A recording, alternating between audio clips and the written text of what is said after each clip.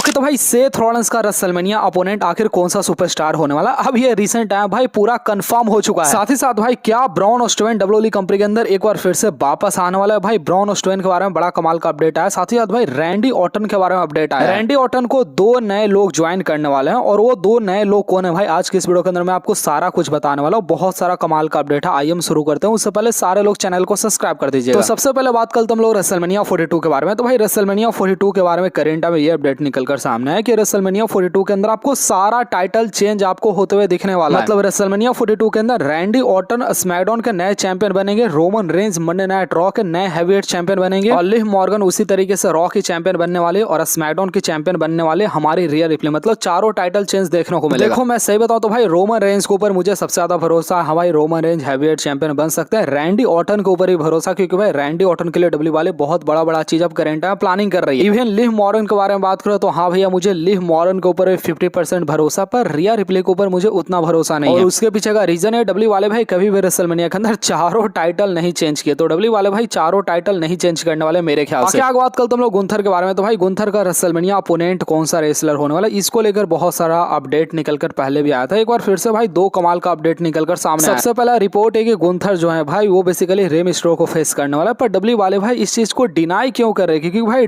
Gunther के लिए भाई प्लान भी ऑलरेडी अवेलेबल है। करंट टाइम में रिपोर्ट ये बताया जा रहा है कि अगर गुंथर अगर रे मिस्टेरियो के साथ मैच नहीं रेसल करेंगे तो गुंथर प्रोबेबली मैच रेसल कर सकते हैं हमारे सेथ रॉलिंस के साथ। पॉल एवन जो है वो गुंथर के पास जाएंगे। गुंथर को कहेंगे कि भैया तू हमारे टीम का नया लीडर बन गया, फिर जो भी हो तुम फेस करो यहाँ पर सेथ रॉलिंस से, और सेथ रॉलिंस का कैरियर वर्सेस कैरियर मैच मेरे रेसल, मतलब कैरियर वर्सेस कैरियर मैच नहीं होने वाला। पर अगर सेथ रॉलिंस इस मैच के अंदर हार जाएंगे तो उनका कैरियर खत्म हो जाएगा। गुंथर इस मैच के अंदर हार जाएंगे तो गुंथर का कुछ भी नहीं होगा। तो डब्ल्यू वाले भाई एज फॉर प्लान बी इसीलिए गुंथर का करंट टाइम में रे मिस्टेरियो के साथ मैच नहीं ऑफिशियल किया, क्योंकि भाई अगर ब्रॉन ब्रेकर नहीं वापस आते हैं तो यहाँ पर गुंथर को लाया जाएगा। और इसलिए मैं सोच रहा हूँ भाई डब्ल्यू वाले आखिर गुंथर को भाई अभी करंट टाइम रोस्टर के ऊपर दिखा क्यों नहीं रहे। तो भाई एग्जैक्टली रीजन मेरे ख्याल से ये हो सकता है। बाकी भाई गुंथर वर्सेस सेथ रॉलिंस के मैच को देखने के लिए आप लोग एक्साइटेड हो। देखो भाई मैं गुंथर वर्सेस सेथ रॉलिंस का मैच या फिर भाई Seth Rollins versus Bron Breakker के मैच को लेकर उतना एक्साइटेड नहीं, क्योंकि भाई मेरे ख्याल से सेथ रॉलिंस के लेवल के दोनों में से कोई भी सुपरस्टार नहीं है। बाकी डब्ल्यू वाले अगर ये मैच करवा रही तो इसको लेकर मैं ज्यादा कुछ बोल नहीं रहा। वैसे बाकी बात करते हम लोग समंथा के बारे में। तो भाई समंथा ने रिसेंट टाइम बोला कि भैया मुझे जान मारने का धमकी दिया गया है उनके हस्बैंड के बयान के वजह से। आपको नहीं पता तो भाई समंथा का हस्बैंड जो है रिको सवाई हमेशा चुतियापा करते रहता, कभी डब्ल्यूडब्ल्यूई कंपनी को गाली देता, कभी भाई अपनी वाइफ को लेकर स्टैंड लेता, बहुत सारा चुतियापा करता। तो अब करंट है भाई समंथा इस बात को बोल रही है कि लोग जान लेने वाला धमकी उनको दे रहे हैं तो चलते रहता है। भाई मेरे ख्याल से ये लोग मरने नहीं वाले हैं। बाकी बात करते हम लोग ब्रॉक लेसनर के बारे में। तो आप ये बात समझो भाई ब्रॉक लेसनर जब फेस किए थे ना हल्क होगन को, तो बेसिकली वो सेम एज था जब भाई फेस किए ब्रॉक लेसनर ओवा फेमी को। मतलब सेम तो नहीं कर सकते, थोड़ा सा डिफरेंस है। बेसिकली जब हल्क होगन 48 ईयर के थे तब वो ब्रॉक लेसनर को फेस किए थे, और अभी करंट है ब्रॉक लेसनर 48 ईयर के हैं, मतलब सेम एज के, हल्क होगन के बराबर एज के, तब वो अब करंट है मतलब ओवा फेमी को मतलब वो फेस कर रहे हैं। मेरे ख्याल से भाई अगर हम लोग कंपैरिजन भी करें तो 48 ईयर के हल्क होगन भाई वो कमजोर थे आज के टाइम पर 48 ईयर के ब्रॉक लेसनर के कंपैरिजन में। इसलिए भाई रेसलिंग वर्ल्ड में एक नाम लिया जाता है कि ब्रॉक लेसनर पूरे दुनिया का इकलौता ऐसा मतलब बंदा है, मतलब पूरे प्लेनेट का इकलौता ऐसा बंदा, ऐसा बेस्ट है। साथ ही साथ भाई अगर आपको नहीं पता तो आज के दिन ही ब्रॉक लेसनर भाई डब्ल्यूडब्ल्यूई कंपनी के अंदर अपना डेब्यू किया था। सोचो भाई आज के 24 साल पहले किसी ने सोचा नहीं था कि वो एक मॉन्स्टर को डब्ल्यूडब्ल्यूई कंपनी के अंदर लेकर आ रहा है, जो कि डब्ल्यूडब्ल्यूई कंपनी के साथ कंट्रोवर्सी करेगा, डब्ल्यूडब्ल्यूई कंपनी के अंदर चैंपियन, मल्टीपल टाइम चैंपियन बनने के बाद भी डब्ल्यूडब्ल्यूई कंपनी को छोड़कर चला जाएगा फुटबॉल खेलने के लिए। फिर उसके माइंड में आएगा नहीं भाई मैं फुटबॉल नहीं खेल सकता, मैं जा रहा हूँ जापान रेसलिंग करने के लिए, फिर जापान चला जाएगा। फिर वो बंदा जापान में भी नहीं रुकता है, वो लगता है कि नहीं भैया मैं तो यूएफसी के अंदर जाऊंगा, यूएफसी हैवीवेट चैंपियन बनूंगा। दूसरा फाइट के अंदर यूएफसी हैवीवेट चैंपियन वो बन जाता है, और वो पहला इकलौता ऐसा फाइटर बनता है जो कि डब्ल्यूडब्ल्यूई कंपनी के अंदर पहले रेसलर का काम किया है और यूएफसी के अंदर जाकर चैंपियन बना, मतलब पूरे दुनिया को प्रूफ करता है। और फिर से वो डब्ल्यूडब्ल्यूई कंपनी के अंदर आता है 2012 में, और पिछले 14 साल से डब्ल्यूडब्ल्यूई कंपनी के अंदर वो मैच रेसल कर रहा है। डब्ल्यूडब्ल्यूई कंपनी का सबसे हाईएस्ट पेड सुपरस्टार बन चुका है, और पिछले 12 साल से डब्ल्यूडब्ल्यूई कंपनी के अंदर एज ए पार्ट टाइमर काम कर रहा है। As a full timer Brock Lesnar कभी भी डब्ल्यूडब्ल्यूई कंपनी के अंदर काम नहीं किया। तो लेगेसी है भाई ब्रॉक लेसनर का। अब ब्रॉक लेसनर का कंपैरिजन इस पूरे प्लेनेट पर किसी भी सुपरस्टार के साथ नहीं कर सकते जितना ब्रॉक लेसनर ने कर दिया है।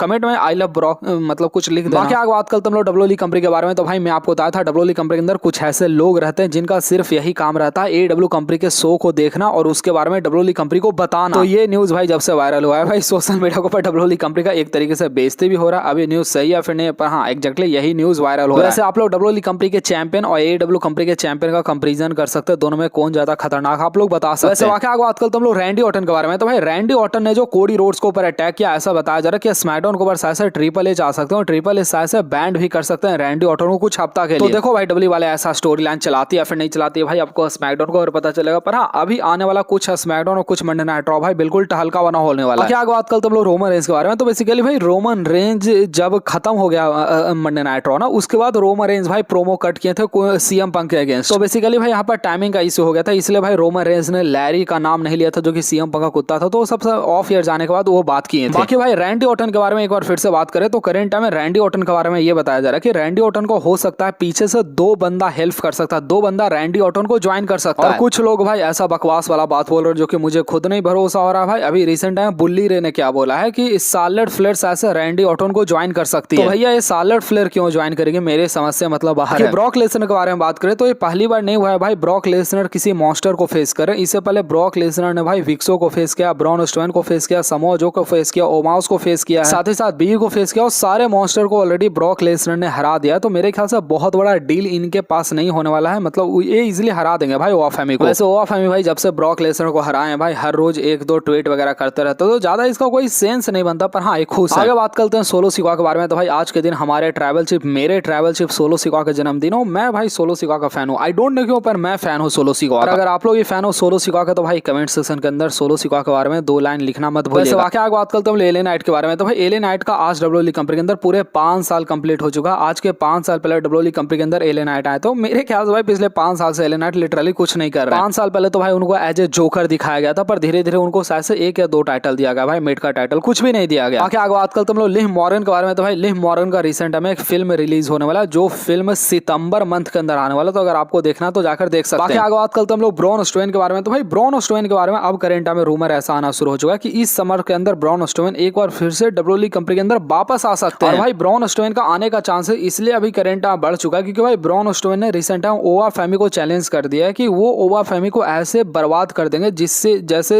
कम समय में उन्होंने गोल्डवर को बर्बाद किया, मतलब ब्रॉन स्ट्रोमैन जैसे उन्होंने गोल्डवर को डिस्ट्रॉय किया था उससे कम समय में ओवा फैमी को डिस्ट्रॉय कर देंगे, मतलब ऐसा मतलब बेसिकली ब्रॉन स्ट्रोमैन ने बोला। तो देखो भाई ब्रॉन स्ट्रोमैन डब्ल्यूडब्ल्यूई कंपनी के अंदर आते हैं फिर नहीं आते, क्योंकि डब्ल्यू वाले ने भाई 2 बार पहले फायर कर दिया भाई, वो तीसरा बार क्या आएंगे मतलब मुझे नहीं पता। बाकी आगे बात करते हम लोग लिव मॉर्गन के बारे में। तो भाई लिव मॉर्गन ने फिन वेलर के बारे में बोला कि फिन वेलर को डे 1 से वो जजमेंट डे के अंदर नहीं पसंद करती थी, डे 1 से वो भगाना चाहती थी, पता नहीं भाई मतलब मैं क्या बोलूं। बाकी लिव मॉर्गन ने भाई अपने फैंस के बारे में बोला कि अगर फैंस उनको अप्रिशिएट करते हैं या फिर फैंस उनको गाली देते हैं उससे कोई फर्क नहीं पड़ता, क्योंकि एक्चुअली उनके वो फैंस ही हैं। तो लिव मॉर्गन का ये सिंपल ये कहना कि आप उनको बू करो या फिर आप उनको चीयर करो, वो आपको अप्रिशिएट ही करेंगे क्योंकि आप उनके फैन हो। तो मतलब सारे सुपरस्टार ऐसे ही बोलते हैं। बाकी आगे बात करते हैं हम लोग ओवा फैमी के बारे में। तो भाई ओवा फैमी के बारे में अभी करंट टाइम बड़े बड़े लोग करंट टाइम भाई प्रेडिक्शन करना शुरू कर दिए कि ओवा फैमी अभी करंट टाइम में 27 साल का और 30 साल का होते होते हैवीवेट चैंपियन वो बन जाने वाला है। तो देखो यार मैं इसके बारे में बहुत ज्यादा मतलब मैं टॉक नहीं करूंगा, ठीक है भाई ओवा फैमी बन जाए, मेरे को क्या जाता है भाई बन जाए। हाँ ओवा फैमी के बारे में करंट टाइम में यही रिपोर्ट आ रहा है। बाकी भाई आज का वीडियो तय रखते हैं भाई, मिलते हैं आपसे शाम वाले वीडियो के अंदर। शाम को चैनल के ऊपर कंफर्म वीडियो देखने को मिलेगा, वीडियो को लाइक करके सारे लोग चैनल को सब्सक्राइब करना मत भूलिएगा सारे लोग।